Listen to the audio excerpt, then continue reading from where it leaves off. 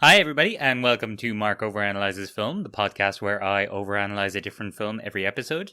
Except that's not actually true, because today I will be overanalyzing a series of television, Fleabag Season 2. Fleabag was written by Phoebe Waller-Bridge and based on her one-woman play of the same title. And I think it's fair to say that it's been kind of a phenomenon, one of those pieces of entertainment that seems to really speak to people and become an instantaneous cultural touchstone. So that's half the reason I decided to do a podcast episode about it. The other half is that I had a theory based on a relatively casual viewing years ago of how the structure that I use here for mapping film stories would port onto a 6-part series. To wit, my theory is that episode 1 will act or function as an act 1, with sequences 1 and 2 within it. The next 4 episodes would then count as basically one sequence or stage each of Act 2.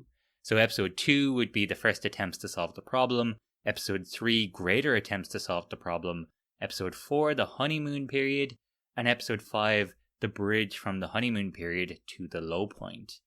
Then finally episode 6 would act as Act 3, with a false resolution and a true resolution.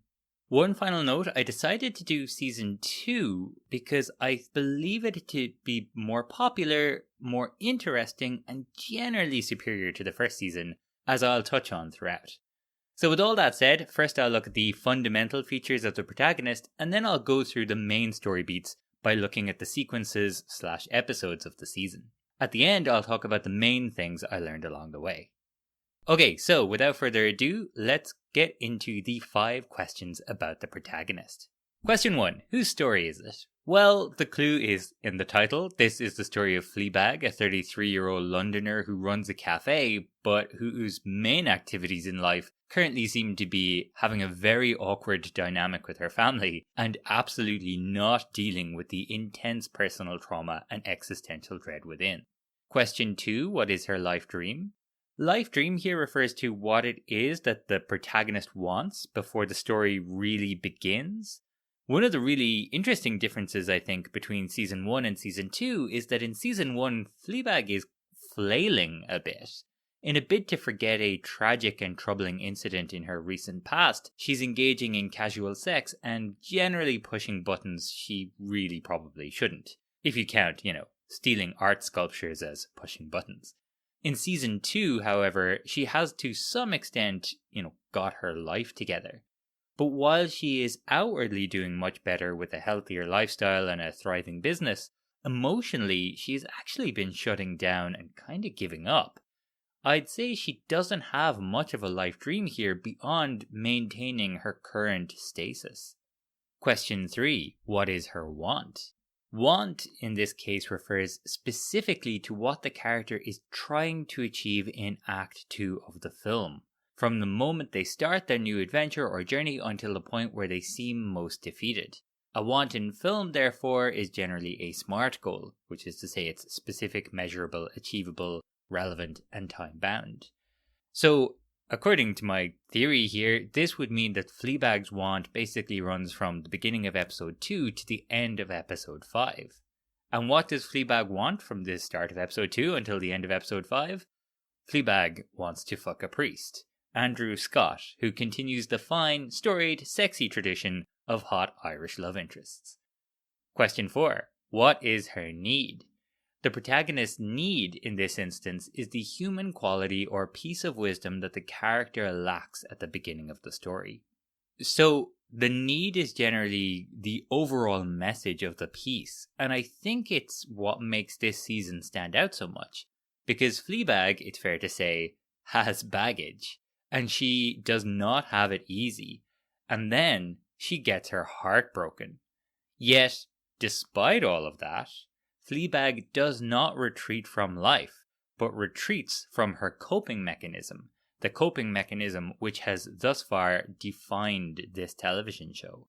So why does she do this? Why does Fleabag overcome her aloofness? Because falling in love and being loved has taught Fleabag to hope, which is her need. Question 5. Does she get what she wants and or what she needs? So, Fleabag does have sex with her priest, and she does actually get what she needs, a renewed sense of hope and a desire to engage directly with herself and the world. Despite all of that, this still remains a bittersweet season of television, as I'll discuss throughout. Okay, now that I've attempted to answer the 5 key questions, let's have a look at Fleabag Season 2's episodes/sequences. A sequence is a combination of scenes that are tied together by having a single overriding dramatic question or tension, and they tend to be between 10 and 15 minutes in length. A good way to think about it is that every 10 to 15 minutes, the audience should be on some level asking themselves a different dramatic question. In the average 2-hour film, there is normally, but not always, 8 sequences. There are 6 episodes of Fleabag, and they are approximately 20 to 25 minutes in length each. Unsurprisingly, I found them episodic in nature, in that they tend to have a singular unifying central tension that defines every episode, and that is generally around Fleabag and the priest. I think you could argue, though, that there are 2 kinds of tensions in episode 1, as a tension is revealed throughout, and then episode 3, as there is quite clearly a Claire act and a priest act. And then there is certainly a false resolution and true resolution in episode 6. Largely, though, these do function as singular episodes that are cohesive. So, episode 1 here begins just as a film or any story would, with life as it is. And it's pretty apparent here because after a brief scene to assure us there's a love story coming, Fleabag is literally catching us up with everything that's been happening lately. She tells us that she's cleaned up her lifestyle and has cut out the casual sex that so defined the first season. She tells us that she doesn't even think about the stuff that she has to think about to tell us about. And you might notice she's telling us a lot, which is important thematically. And while she's telling us a lot at the dinner table, she's being unusually quiet. And fair play to her, because at this dinner table, I would be having a panic attack. It's maybe not quite the breakfast at the end of Revolutionary Road, but it's not far off. And indeed, we can see that Fleabag is struggling. She keeps going outside for a cigarette. But something interesting is happening here all the while. Fleabag is soon to tell her dad that she's not being naughty because it doesn't matter. Why call for help when nobody comes? There's no point. There's no real hope. So Fleabag, it's fair to say, has retrenched. She's just trying to get through this so she can get back to her stasis. And she's being ignored, which helps. And then her peaceful retrenchment into her coping mechanism is disturbed by the priest. She literally doesn't get to finish her statement, "No one's asked me a question in 45 minutes, before the priest asks her a question. She immediately retreats to her smoking, but the priest smokes too. The moment he tries to make small talk, she takes off, pretty damn rudely. And importantly, the priest calls her out on this, audibly muttering, "Fuck you then." And Fleabag really likes it. At a table where everyone is being controlled and not addressing the multiple elephants just walling off the room, the priest shows himself to be really genuine and a little wild. Fleabag sees this, and the attraction is immediate. But there's only so long all this life as it is can sustain an audience. So we're soon introduced to a genuine tension, a kind of sequence 2 within this episode. Things really begin to get a bit looser, a little more dangerous, after Fleabag returns from another smoke break. Martin is secretly drinking, always a good sign, and he tells her that he can't wait to see how she makes this all about her. Once this is said, the die is cast. This evening is not going to peter out, it's going to explode, and so from this moment on, I'm really wondering, and really hoping, will Fleabag prove Martin wrong? Once back at the table, tensions between Fleabag and Claire begin to surface, until Claire has to rush off to the bathroom, where Fleabag discovers that Claire is having a miscarriage and dealing with it in an extremely Claire kind of way. She couldn't possibly make a fuss by actually, looking after herself and going to the hospital. So she's going to instead rely on her coping mechanisms. She's going to pretend to do something about it, then not do something about it, then stay by Martin's side and pretend that everything is fine, just fine, which is exactly what she did at the end of season 1. So Fleabag has to do something dramatic, and Martin frustratingly believes his prediction to have been confirmed, and he gets a punch in the face for providing one of the all-time douchiest "I told you so's" ever committed to screen. And so we meet Fleabag back in the bathroom where she greeted us, and we now know that she won't prove Martin wrong, but also that the love story will be between her and the priest. This is the end of our first episode, and the end of our Act 1. Episode 2 then starts Act 2, and it begins exactly like an Act 2 in a film would. The first sequence of Act 2 is the first attempts to solve the problem, and generally speaking, the first scene is a what's the plan scene, which tells us what Act 2 is largely going to look like. So where do we start Act 2? Where do we start Episode 2? With Fleabag realizing or fully admitting that she fancies a priest. New sermon? Oh, no. That's, I write restaurant reviews for the parish magazine. I was just finishing up the last one. I actually just came up with a really good title. Oh, what is it? What? It's not cool. Well, neither are we, so... I'd spend 40 days and 40 nights in that dessert. Oh, God, I fancy a priest. Also, it should be noted, in Fleabag's company, the priest degenerates fast, from saying mass, to inviting her to a cup of tea, to ruining something sacred, to drinking gin in the early afternoon. It's a great example of a scene that feels natural and works on its own merits, but is also doing a lot of larger story work. But Fleabag's soon back in her own successful cafe, where Claire joins her and is horrified by the thought of someone speaking to her. It's a great character note that she says she shouldn't have to do this when someone speaks to her. Being friendly is just not in Claire, but she obeys the rules. If friendliness were the rule, God knows what she'd do. The sisters are soon being painted by Godmother, who is just horrifyingly Godmother throughout.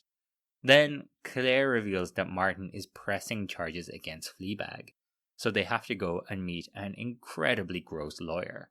And I'm going to rant quite a bit about him later on. But a side character that will not get ranted about is the counsellor, played by Fiona Shaw. I love Fiona Shaw. And this scene really is great, because it really gets at the nub of something. It reminds me a lot of The Sopranos, when Carmela is called out by a psychiatrist on her prevaricating and excuse-making, and is told to just leave Tony. That scene finishes with the psychiatrist telling Carmela, one thing you can never say, that you haven't been told. And Shaw's counsellor here tells Fleabag that she knows damn well what she's going to do. With that knowledge, Fleabag should be armed. She's not at the whims of the universe, she's choosing to do this. And that's probably the single greatest reason I think why Fleabag is so relatable. Most people are well educated and intelligent these days. Fleabag is able to intellectualize and analyze the problem with what she's doing. She reels off what's wrong with her and why, in an offhand adroit style, as if she were, describing a disappointingly by-the-numbers play she had just seen. And when the counsellor repeats her own description to her shortly after, it sounds absolutely cutting, because somebody is calling Fleabag out on her own aloofness. She's the one who said these things about herself. A raising of awareness of her need. It should be noted here that this whole scene is a classic example as well of a protagonist trying to get her stasis back. And in the space of 30 seconds, Fleabag goes from asking her counsellor to tell her how to not fuck a priest, to telling us not to comment on her volunteering at a church event in order to fuck a priest. Aloofness, check. Taking this tough decision to do what's best for her, no check. This event ends with a small but important moment. The priest invites her to come over any time for a chat. She looks bashful and absolutely delighted, then sees us and suddenly straightens up. It's a slight signal that Fleabag is moving away from us and has just made her first unconscious move towards her need. And so we end episode 2 and the first attempts to solve the problem and move into episode 3, the greater attempts to solve the problem. But in episode 3, we won't really get around to her and the priest for a while. First, we see Fleabag help Claire at work, but this is all about trying to find connection with her sister. Fleabag keeps being Fleabag, and Claire is grateful but can't really deal with it. One thing I really like about this episode is that it has a really nice, really clear mini structure within it. After a brief setup of a kind of mini Act 1, we have the mini Act 2 tension of, will Fleabag get away with breaking the award? But the midpoint of the episode is when she makes a real connection with someone, Belinda. Fleabag being Fleabag, she decides to try and make it sexual, but Belinda turns her down. Even more importantly though, she's a role model for Fleabag, someone she really connects with. So when she tells Fleabag that people are all we've got, it hits. And we can see this is building on the midpoint of the counselor in the last episode. Pressure is gradually being applied to Fleabag to stop being aloof and to actually start hoping. Belinda also tells Fleabag to get back to the party and flirt, which is what Fleabag will do in the mini resolution. Between this point and then though, we have a low point, when Fleabag gets back to her sister. Even though she's gotten away with smashing the award, Claire's insecurity ramps up and she tells Fleabag to get lost and make her own friends. So at the midpoint, she's been told to go make a connection. Then her sister flat out tells her that they're connected by blood, not by choice. But then we enter the mini Act 3 of this episode. Now in a 6-episode series, the end of episode 3 is the midpoint, or the character's first conscious move towards their need. And Fleabag has a great midpoint. Following Belinda's advice, Fleabag overtly flirts now with the priest. At the end of the last episode, she was celebrating a knuckle brush. Now she's suggesting to the priest that she could have his babies. So, things have escalated. And he flirts with her too. And it's important to note how there's a suggestion here that they may have similar pasts, with the priest suggesting a somewhat rich sexual history. But there's a lot that happens next. First, the priest foreshadows his final need in telling her that they cannot have sex, and Fleabag encounters her need consciously for the first time here. When she turns to tell us that they won't last a week as friends, the priest notices. He can tell that she's distancing herself, that she is performing for someone. And the episode ends with the midpoint of the whole series, with Fleabag looking terrified that someone can actually really see her. I'd really like to be your friend, though. I'd like to be your friend too. We'll last a week. What was that? What? Where did you just go? What? You just went somewhere. There. Where did you just go? Nowhere. And that brings us to episode 4, which in a film would be sequence 5, the honeymoon sequence. Fleabag tries to keep talking to us, but in her infatuation and genuine connection now with the priest, she can't maintain it. She accidentally tells us a response to his question and tells him what she wants to tell us, that he has a beautiful neck, which is pretty awkward. Brushing that aside though, they have a lovely time together until he gets a little too close to home, and Fleabag suddenly pulls the shutters down, literally blurting out that she does not want him to get to know her. But she's really under pressure here because her ironic detachment isn't really there. This is clear and obvious defensiveness. At that, he leaves, but Fleabag is still experimenting with her eventual need here. As she walks home, she rushes away from the camera. When she gets there, she starts to recall her mother's funeral. And as this is an extended flashback, it tells us that Fleabag is not rushing past this hurt, but dealing with it. Again, mini midpoint alert, halfway through this episode, she breaks down in front of her dad and has an all too rare moment of real connection with him. Also in this mini midpoint, she cries, I don't know what to do. And that's going to sound awfully familiar very soon. She's soon crying with Boo, and Boo asks that she received the love that Fleabag had for her mother, which just adds yet another layer to the tragedy and the grief of what we know is to happen to her and Fleabag. Now, it's important to note a couple of things here. Before she recalls the memory of Boo, we see that Fleabag is now in the church, alone, at night. As she recalls her conversation with Boo, she kneels about to pray, perhaps asking for guidance, or wisdom, or forgiveness, perhaps simply for the strength to deal with it and really genuinely move on.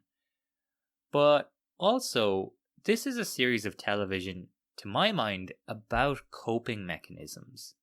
Fleabag has us, Claire has her screwed up marriage, Dad has Godmother, and Godmother has her art. And the priest has God.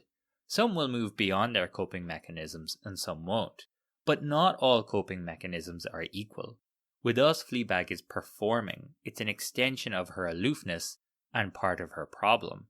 In the church right now, though, whether it's with God, with the universe, or with herself, Fleabag is not performing. She's communing, one could say. And then that communion is broken by a drunk priest clearly struggling with his coping mechanism. He wants Fleabag, and the more he does, the more we get a sense that his coping mechanism is the thing that manages his drinking, manages his wildness in some way. Now, so far the priest has a notable habit of asking far more questions than any other character in the show, and he's genuinely very interested in Fleabag. But Fleabag doesn't tend to respond well to questioning. The priest eventually finds a way around this, though, in perhaps the most famous scene from the show, Fleabag's confession. Say what you want about the church, but they understand the value in seclusion and quiet, in allowing oneself to bring out what is inside. There's no questions here, just an instruction. Tell me your sins. And gradually it all comes out. Fleabag moves from the most pressing matter to address, then delves deeper and deeper into her deepest, darkest secrets and fears. I just think I want someone to tell me how to live my life, Father, because so far I think I've been getting it wrong. But I know that's why people want people like you in their lives, because you just tell them how to do it. You just tell them what to do and what they'll get out at the end of it. And even though I don't believe your bullshit, and I know that scientifically nothing that I do makes any difference in the end anyway, I'm still scared. Why am I still scared? Despite her intellectualizing and ironic distancing, this is deep existential angst here.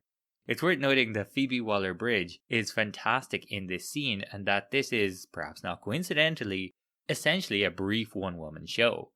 And more importantly, Fleabag has finally dropped all her defenses, her aloofness. Having fully revealed herself, Fleabag is not rejected, rather the opposite, and things get pretty sacrilegious pretty fast, until the difference between these two comes down with a literal bang. A painting in the church falls. Fleabag, unbelieving, tries to laugh it off. The priest, being a priest and all, does not. He stumbles off in torment. And with the honeymoon period now brought to a sudden end, Fleabag returns to us with a sharp, frustrated glare. And so we begin episode 5, or traditional film's sequence 6, the bridge from the honeymoon period to the low point. And things have taken a sharp turn here. Fleabag is hooking up with the awful misogynist lawyer, telling us how great he is while he is quite clearly not great. Things are pretty bad. To add to the problem, she's hungover when she meets the priest again to find out that he's pulling out of the wedding because of her. And then she's told by the only man she feels any real connection with to never come and see him again. Safe to say we're not in the honeymoon period anymore. However, the B plot, or the main subplot, let's say, is offering a dramatic counterweight here. In episode 3, things were going well for Fleabag and the priest, and badly for Fleabag and Claire. But here, it's the opposite.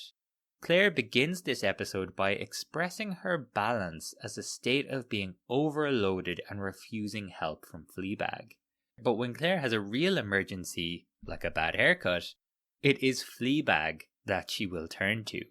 This leads to a tender moment on a park bench, Claire finally contending with what she's really feeling, and Fleabag facilitating her having some fun for once. Midpoint alert, Fleabag tells Claire about the priest exactly halfway through this episode. Afterwards, Martin swings by the cafe to remind us, that he's the villain of this piece. And I would like to point out here that whatever else he might say, and there's a lot to say about Martin and Fleabag are pretty open with each other, which is a bit odd, because their antipathy is out in the open. They have an honesty that would really benefit Fleabag in other relationships. But of course, it's also completely toxic, and Martin accidentally suggests that he thinks the lawyer is lucky because he's getting to sleep with Fleabag, which maybe suggests a cause for Claire's feelings of inadequacy and the unusual need to claim the miscarriage as distinctly hers. It also suggests why Claire absolutely didn't like having Fleabag around Finish Claire. Then we're back at Fleabag's, and this scene is all about Fleabag and the priest, and it's interesting for a lot of reasons. For one, the priest has come to Fleabag's home to not have sex with her. The counselor from episode 2 should have a word with him here, I think. So both of these people know that they are going to have sex. And they do, which means the Fleabag's Act 2 want has now been achieved. And yet, we don't have any great sense of closure here. At the start of the episode, Fleabag tells us during sex that the lawyer is really good at it. At the end, Fleabag is subsumed by the passion of the moment with the priest and pushes the camera away. Despite this, there's something askew. These two people are inexorably drawn to each other, but at least one of them is terrified of what might come of a relationship. Would sex ruin the priest's life? It seems possible. Would sex fix Fleabag's life? It's questionable. Even at the moment right before they sleep together, the priest is saying that sex is a bad idea because he'll fall in love with her. Fleabag isn't really going that far. She's still just talking about them having sex. Like, priests have sex, you know. A lot of them actually do. They don't burst into flames. I Googled it. I can't have sex with you because I'll fall in love with you. And if I fall in love with you, I won't burst into flames, but my life will be fucked. We're gonna have sex. I'm supposed to love one thing. Oh my God, we're gonna have sex. For fuck's sake! Stop that! But the relationship has been consummated, and so we enter the final episode, or Act 3. Now, I've been interested throughout to see how episode tensions would match up to sequence tensions in a film. And it's interesting, I think, in this final episode that, as far as I'm concerned, there's one central tension, but we do have a false resolution and a true resolution. And again, you'll notice the balancing act of the A-plot and subplots. For the first half of the episode, Fleabag and the priest are all over each other, so that's going according to plan. Meanwhile, Claire calls Finish Claire being crazy about her a nightmare, and Godmother gets a seeming emotional upper hand on Fleabag. However, as the episode moves on, the A-plot and subplots twist around each other like a double helix. Claire leaves Martin. Fleabag gets a kind of last laugh on Godmother as Fleabag has to give her dad away to her. And finally, Claire can express just how important Fleabag is to her. But what finally causes Claire to go and run after Finish Claire is the priest's, let's say, impassioned speech about love and how it makes us hope, and how hope can be painful. Unfortunately, this gradually makes it clear to Fleabag and to us that he is choosing God, his coping mechanism. And this takes us to the great final scene between these two. He admits that he's chosen God. Fleabag tells him that she loves him. And I love the simplicity of his response. I love you. No, don't. No, let's just leave that out there just for a second on its own. I love you.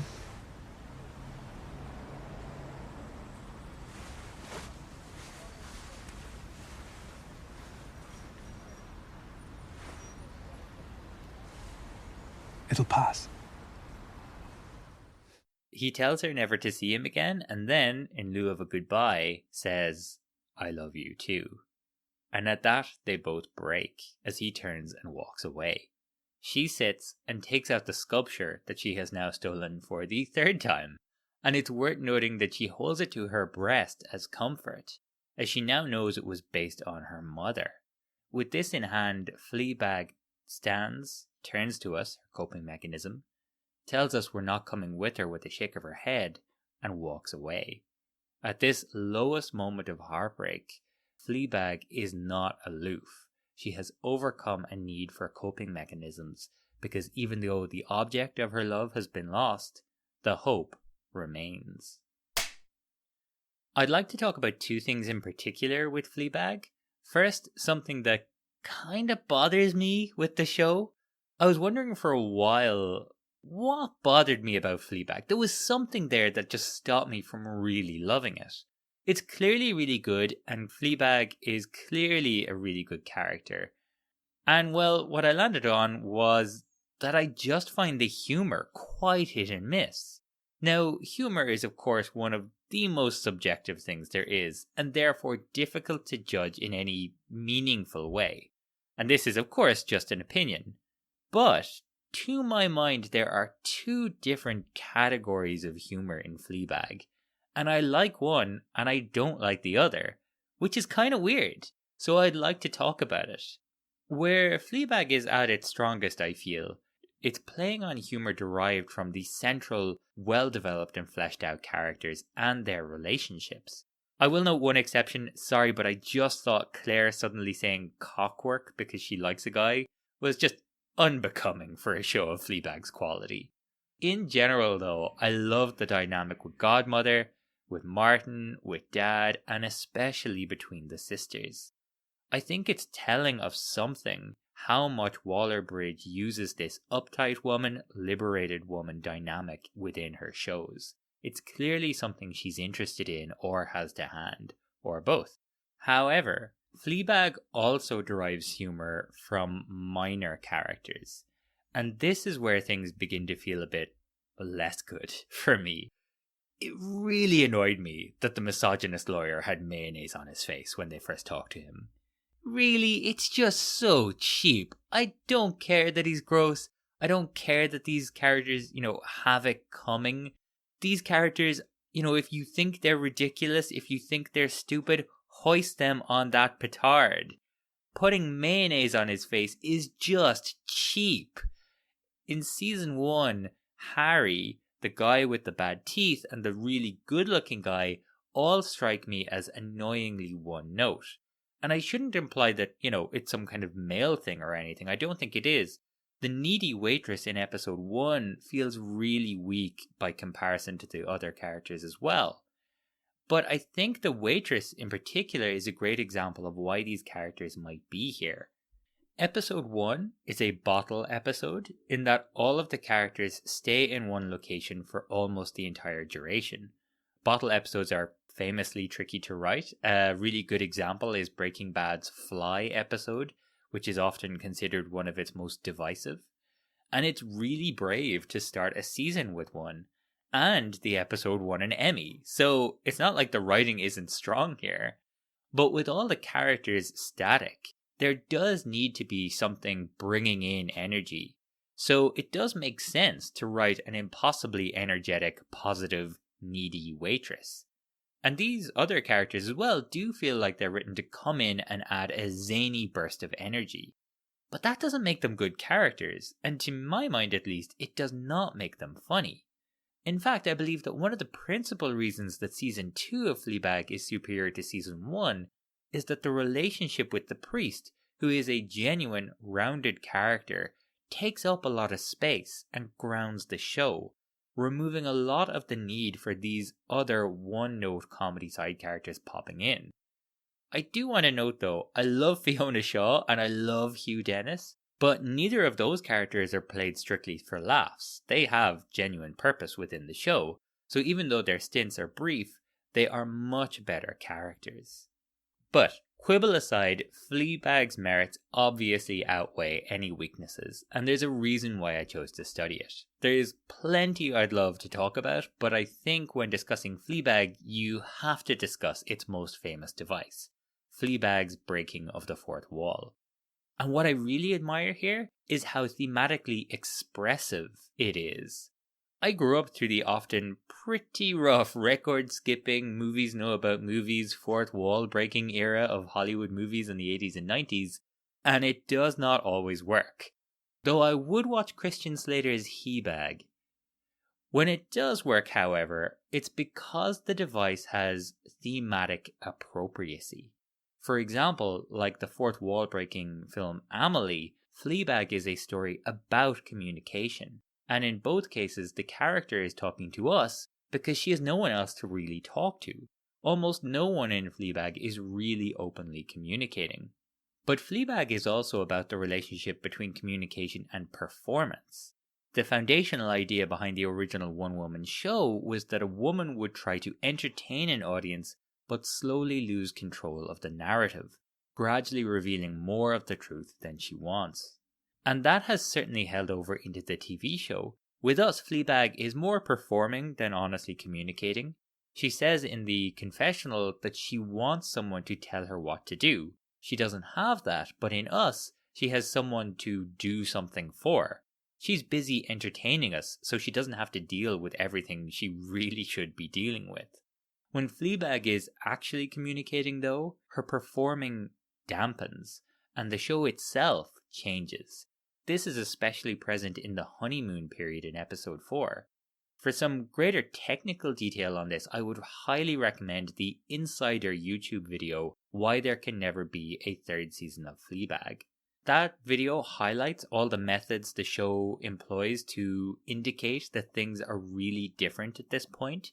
The theme tune is different, the editing is slower and much more stable, as it is whenever she's alone with the priest, and most tellingly, of course, the fourth wall mechanic begins to recede. And this highlights the biggest difference between the two seasons of the show. At the end of season 1, the fourth wall device breaks down because Fleabag breaks down. Her coping mechanism ceases to function because she ceases to cope. Season 2, however, has an altogether different character journey, which is also expressed through the protagonist's relationship with the device, but in a different way, which is pretty cool. Fleabag's coping mechanism does not break down here. It's still there should she choose to use it. And that's why we know that she has truly changed, because protagonists are defined by their choices, and her final choice as our protagonist is to stop performing the role of our protagonist. This has been Mark Overanalyses Film on Fleabag Season 2. In the next episode, the 7th, I will be looking at 7. And I thought Fleabag ended sadly. If you enjoyed this episode, please like, rate, follow, recommend, whatever else that's good for this kind of thing. A special thanks to Mary-Kate O'Flanagan, who taught me everything I know about film, including these methods. Thanks for listening, take care of yourselves, and see you soon.